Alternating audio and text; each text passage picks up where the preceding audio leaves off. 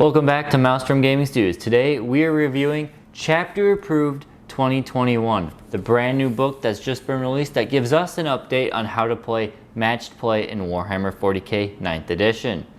If you're looking forward to this review where we will cover point cost, detachment changes, and secondary changes, please give us a like and subscribe to future videos. And while you're at it, why not share this video with some of your other friends in the Warhammer 40k hobby. This will apply to everyone in 9th edition, but stay tuned, Tyranid players. We will give you a special in-depth review at the end of this video. If that all sounds good, let's get into the video.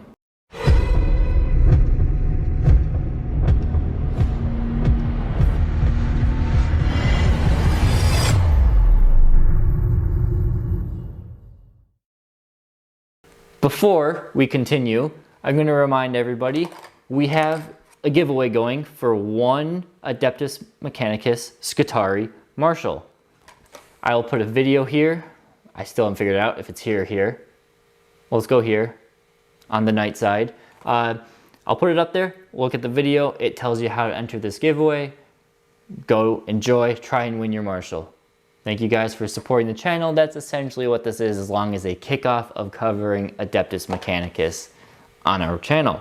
All right, so before we get into the video, let's go over what we're gonna cover. There were some key changes that were done in Chapter Approved 2021. There are also many things on top of the key changes. There are some secondaries that have changed. Many of them have changed. Some of them look the same with a slight tweak here or there, but we'll get into those. We'll also touch on point costs specifically for the Tyranids. We had got a small handful of changes. All of them except for one is great. Stay tuned to that one. And at the end we will cover how Tyranids fared with the new secondaries in this new version of 9th edition. So the key changes to 2021. Before we get too much into it, I just want to say a little bit overview of how I feel about this book. The first thing, actual feeling, the texture on the cover of this book is, I just love it. I could just sit here and rub it all day long. It feels cool. It's almost like rubber, which makes me think it's going to be very durable and will last a little bit longer than the other version. Not that that is damaged at all of mine, but I feel like this one's going to be a little bit more durable. GW, if you're watching this, I'm not a fan of how you're doing this right now.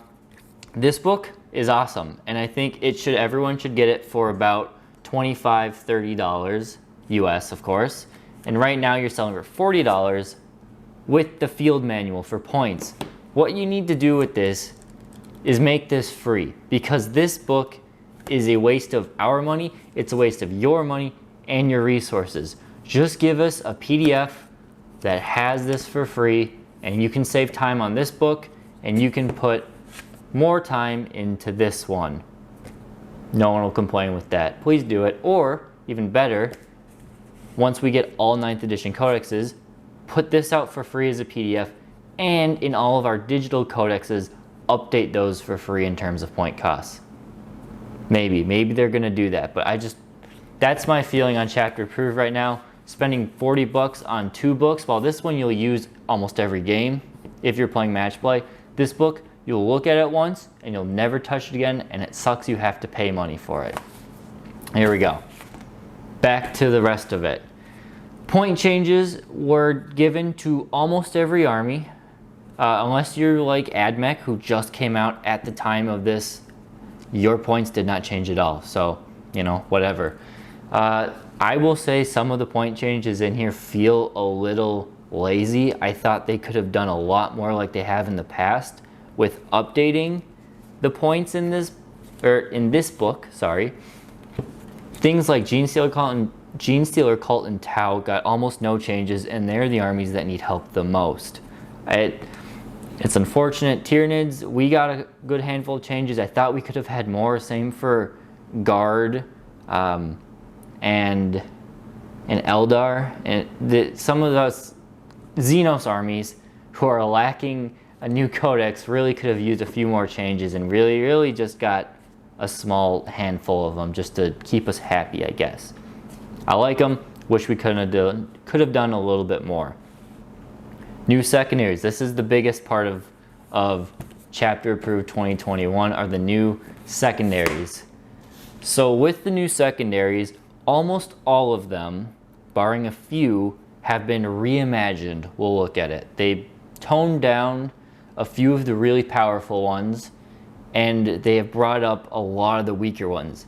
If you guys have played matched play for an extensive amount of games and you've played these same secondaries, you will know that it comes down to, I'm going to take the same 3, you got a pool of maybe 5 that you'll pick from, and you will pick 2 of those 5 every game, and then a third one will vary it based on your opponent. Which is fine, but it really cuts down on the variety. I do think that is a lot of good changes to these secondaries, so hopefully that helps us out in giving us some more variety in the whole of Warhammer 40k 9th edition. Finally, something that unless you read every little word of this book, you probably would miss out on this. Super heavy auxiliary detachments now only cost a net of 1 CP. It is in the Grand Tournament. It is on page 4, so it's early in the book, but it's under 2 of muster armies. And all it says is if your warlord is not in that super heavy auxiliary detachment, you get an extra 2 CP back. So technically it still costs 3. If you don't have your warlord, you get an extra 3. Now it's 1 command point for super heavy auxiliary.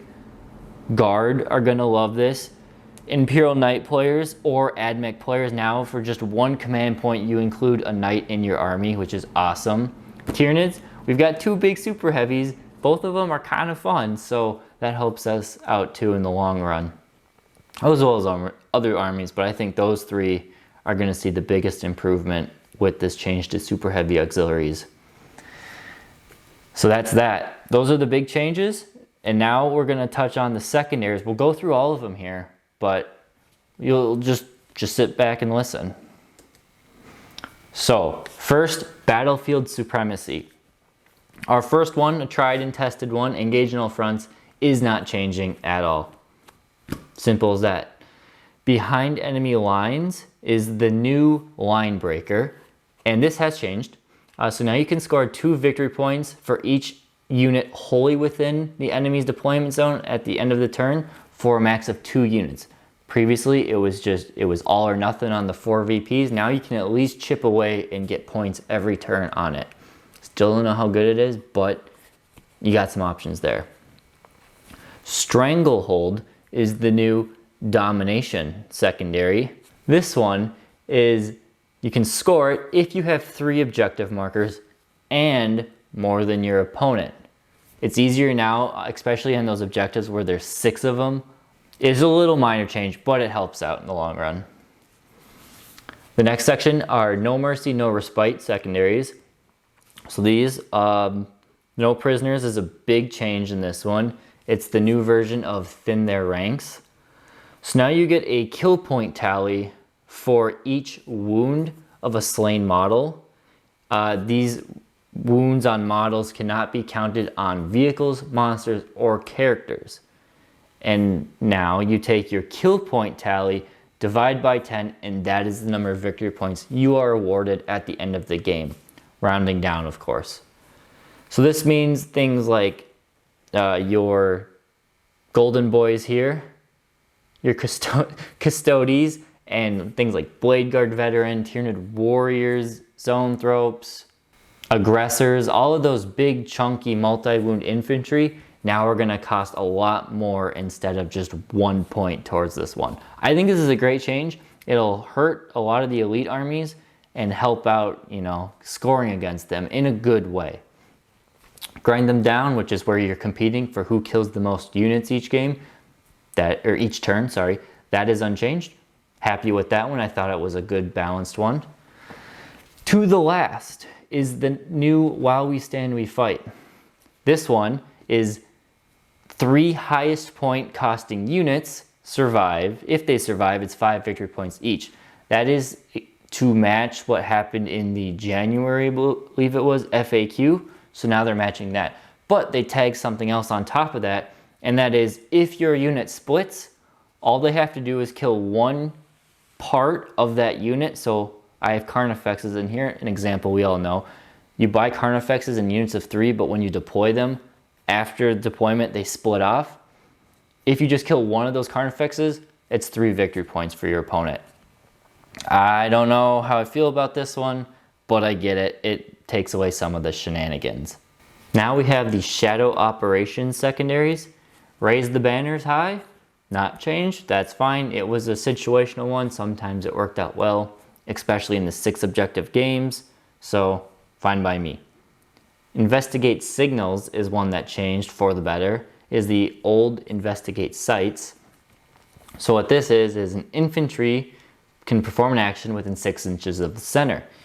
And in order for that action to succeed, you must clear out any opponents from that same 6 inches of the center circle by the end of the turn. That is a much needed change because earlier it was almost impossible if you went second in order to score this one. So thumbs up for me on that one.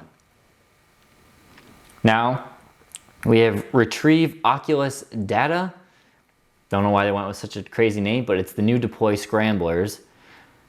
The one we all know and love for Tyranids. It is different.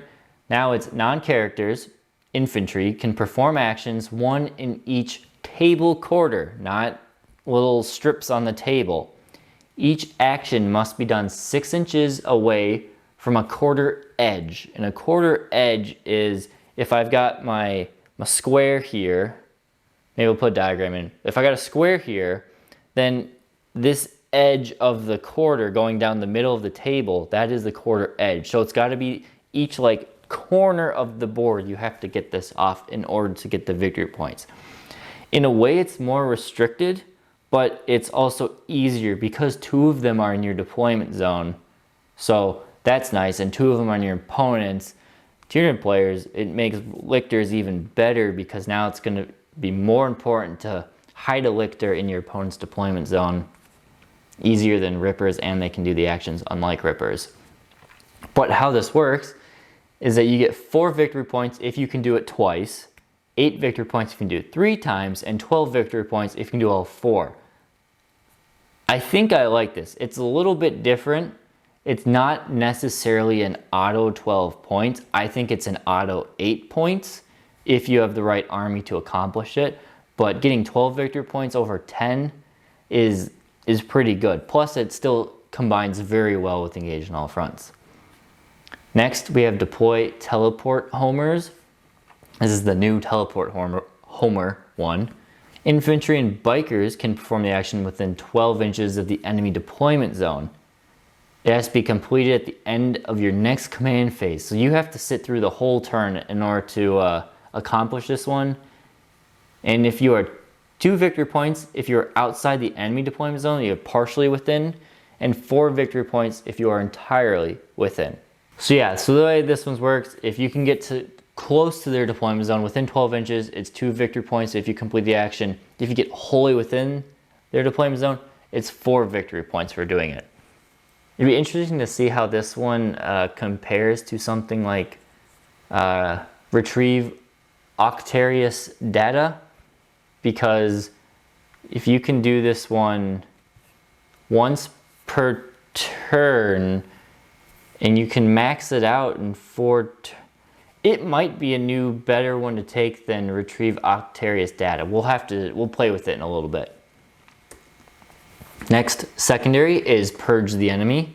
Relatively unchanged, but still important.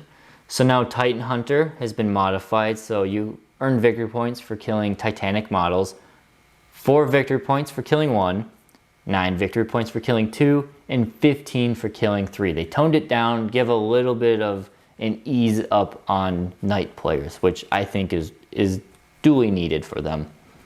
Assassination is the new Assassinate, which is pretty much the same. Earn 3 victory points for each character that is killed, but you get an extra victory point if you kill their warlord. It's something. I mean, nothing too crazy, but I'll take the change. And then we have Bring It Down, which was modified to be what it was in the January FAQ. So you get kill points for killing vehicles and monsters, 1 for 10 wounds and less, 2 for 11 to 19 wounds, and 3 victory points for something that has 20 wounds or more. Again, good change, helps out people who want to play a lot of vehicles and a lot of monsters. Now we have Warpcraft. These ones I think changed the most out of all of them. So Abhor the Witch matches, again, the January FAQ, which is 3 victory points for killing a psychic character and 2 victory points for killing a psychic unit. Alright. Warp Ritual is the new psychic ritual, which is perform a psychic action within 6 inches of the center, and then when you do that, you add 1 to a ritual tally. Essentially what it is you add up the number of ritual tallies at the end of the game, and this is what you get. 3 victory points for doing it once, 7 victory points for doing it twice, and 12 victory points for doing it 3 times. I think this is a good change. It's no longer all or nothing, so a lot of people may consider doing it more often. I might consider doing it here and there. Depends on my opponent's army composition and mine. If I've got a lot of Psychers to spare, I might do this because it could be an easy 12 points. We'll have to see. Pierce the Veil remains unchanged. You perform a psychic action within 6 inches of the enemy board edge. If you can do it twice, it's 8 victory points, and if you can do it 4 times, it's 15 victory points. Maybe things like Eldar can pull this one off really well, but I find it to be a really tough time to pull this one off more than 2 times in a game. So, I mean, 2 times, it's a guaranteed 8 points, but we'll have to see how this one goes. I think it's still, nobody's probably going to use it. I would have liked to see 2 times for 8 victory points, 3 times for 12 victory points, and then 15 for 4. But that's just the way it is. And lastly, Psychic Interrogation is the new mental interrogation. So you perform a Warp Charge 4 test on now a visible enemy character within 24 inches. You get 3 victory points for every time it succeeds. So they increased the range but made it so you have to see them. I think this is good because now you can use it on more support psychers and you don't have to be up in the front line every time you want to cast this power. So far good to me. It's an alternative to Assassinate. It might be better depending on army compositions here and there. So those are the secondaries that we have gone over. Those are all of them. Nothing has changed. The only exception to these is that each mission specific secondary might have changed. I didn't go through looking at each one specifically. From what I read, they seem the same with maybe a little bit of wording changes here and there. But nobody really used those anyway, so that's what we got. Now, if you are not a Tyranid player, thank you guys for watching. It's always great support. I did enjoy and I'm looking forward to using these new rules. We will have a couple battle reports coming out in the future featuring the new secondaries and point costs and things like that. Please like and subscribe. Share this video with your other Warhammer 40k 9th edition friends and fans. It really helps out the channel. We can't thank you guys enough for helping it share and like, because it puts it out to YouTube more and we can grow and grow, which is what we want. Now, if you are a Tyranid fan, let's get into the Tyranid juiciness of this video. We have Tyranid point changes. So let's go over it. We have 1, 2, 3, 4, 5 changes for the Tyranids. First off, and one I am very happy to see, Swarmlord is back down to 240 points, being a 30 point drop for him, which is great because a lot of people, especially in competitive, were taking Swarmlord, and now you get free 30 points. That's almost a free lictor into your army. The next one, the Turvagon. Thank you guys. I think you could have done a little bit more. The Turvagon still needs a built-in invone, I think. But now from 200 points, it has dropped to 180 points, netting you 20 points. which, I mean, great. I thought Turfgon was way overcosted at 200 points. Now at 180, I think it's better, but still not top notch. The one, they did leak this out to us, so we knew this one was coming. Gene Stealers are back to 13 points per model, 2-point drop per Gene Stealer. I think you will start to see now more and more Gene Stealers. You may not see full blocks of Gene Stealers in people's army. You probably will if they're dedicated to the Gene Stealers.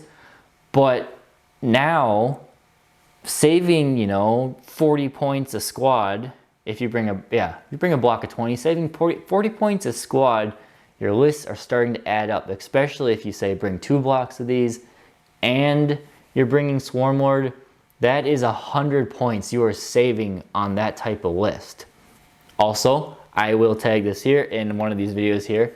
The bulky Gene Stealers that we covered, one of our first, if not our first Tactica for the Tyranids.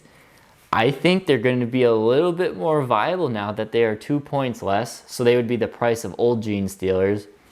It might be fun to try them out. You might see them on a battle report here in the channel because I think they're sneaky fun and just scratching at the surface of competitive, I think. Next, in a point drop, Trigon Prime, another great points drop, 175 points, down from 190, so a 15-point drop. I think this is great. Trigon Prime did seem like you were paying a little bit too much for having Synapse and getting some extra shooting, considering the shooting was garbage anyway. Trigon Primes have a little bit of issues where they're very squishy and their damage is very, very random. But they're fun. I love myself a good Trigon Prime going smashing vehicles to pieces. You save yourself 15 points when you do it. Now for the only point increase, the one that we've all seen coming, and if you didn't, you were blinded by the love of the Dimacheron, is that Dimacherons went up from 230 points to 255, a 25-point increase. It's not the end of the world for them. They are still very good options, especially in competitive, but they're just going to punish you a little bit more for taking one a little bit more of a price to their bulk. But, you know, if that's the worst thing that happened to us, I'm okay with it. So those are point changes. Now let's go over a little bit secondaries. Again, secondaries to think about when I play my Tyranids and other armies. I like to go 2 ways of secondaries. One of them is, what secondaries can I build my list to accomplish consistently in the game? So I like to think, okay, there's going to be 1 or 2 that my army I can always take, and I can always guarantee I get max or close to max points with them. That's going to be these kinds of secondaries. The next way I look at my list is, what secondaries are my opponents going to take against me? If you're thinking true competitive, you don't want an army where they can max out 3 objectives very easy on you. So the next slide, we will consider some ones that you might want to think about when building your army. That way you're not giving your opponent really good options. The best list when it comes to playing for secondaries is something where your opponent can only max out maybe getting 9 points a piece on. But again, it's all a little bit of a game when you're building your list, and that's the fun for me of building lists. Part of it, at least. So, some ones to consider. Retrieve Octarius data. I think this is great for Tyranids, especially if you can bring two lictors, maybe a third one just in case. It will be harder to pull off, but I think it's possible. Even if you don't deep strike both of them into the table quarters, you put one on the front, not even on the front line, but you put one on the table and then you move it up into that table quarter, especially in late game. Maybe if he's around turn 4, turn 5, and you can move him into that table quarter where your opponent probably doesn't have a ton of things to deal with him, I think it's going to be a good one. We also mentioned on the other one, which is, where are you? Teleport homers. It could be interesting to pull that one off. If you do it, It might work. It might be decent to do with your gaunts, being able to, and lictors, gaunts and lictors, if you can combine that. But maybe you guys can make a list for it. I still think retrieve Octarius data is the better option still. So now, where's my slide? There we are. Warp Ritual, no longer all or nothing, like I said. I think 7 victory points is pretty likely, and depending on your list, 12 is very possible. I showed the picture of the Turvogon because I think the Turvogon is a perfect psyker for not only Warp Ritual, but Psychic Interrogation. With Psychic Interrogation now being able, at 12 inches, a lot of armies now you're seeing are bringing, you know, 3, 4, 5, 6 characters into your army. My AdMech list is bringing a minimum of 4 characters in it. I think the Turvogon will be great at pulling off the secondaries because a lot of armies are now bringing, you know, three characters minimum, probably 4 or 5. It might not be, you'll have to see, but I think playing off between Warp Ritual and Psychic Interrogation is actually going to be a viable option now, because especially for Warp Ritual, it's all about you, and you don't have to worry about your opponent or interacting with them as long as you can protect your Psychers. I think there's good potentials there. Engage on all fronts is always going to be a good option for Tyranids. We are very mobile, therefore getting engaged on all fronts, especially pairing that one with retrieve Octarius data, I think is almost a no-brainer. If you build your army towards it, you could get yourself an easy 24 to 27 out of 30 points, which is great for, I mean, you can't max out a perfect game of 100 by doing that, but it's hard to do that anyway in 9th edition. Lastly, of course, you want to pick based on your opponent. It could work to pick 3 of these here. Technically you can, they're all in separate categories, but maybe your opponent's got something that's just even juicier. Maybe go for 2 of these and have one of them as a fallback option. Just something. If there's other ones you think that are good for ones to consider, put them in the comments and leave a little discussion. Let's have a discussion there about picking secondaries and how we can better against our opponents. Finally, before we finish, some secondaries to watch out for. Like I said, you want to, when you're designing lists, limit how many secondaries your opponent has to choose from, or how many points they can max out on. So these are some new ones you might want to look out for. No prisoners is actually now very worrying for Tyranid players.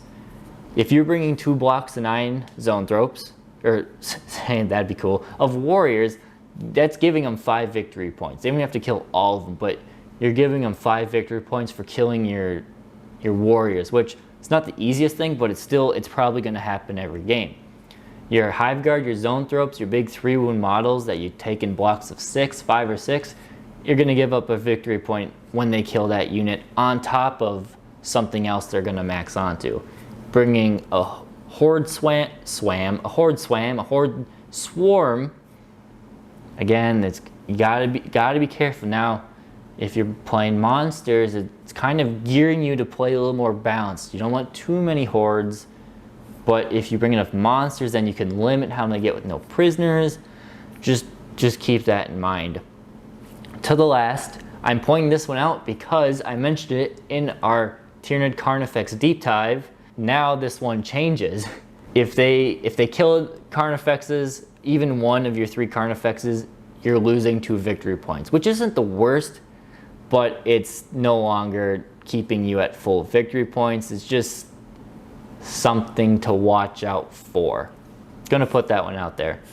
Finally, again, depends on the rest of your army. Bring it down against your monsters, and Abhor the Witch against your Psychers are always a little bit scary of ones to bring to use against Tyranids, because we do love our Psychers and our monsters, and of course we love our Psychic monsters. That's it for Chapter Approved 2021. Hopefully you liked this video. Please like and subscribe. Smash those buttons, hit the little bell notification, and in the comments let's have a discussion. Which way are you going to play your secondaries? Are you going to change your list because of these, or are you going to play the same way? A lot of lists could play the same, but you know, it's up to you. Thank you guys for watching, and we'll see you next time on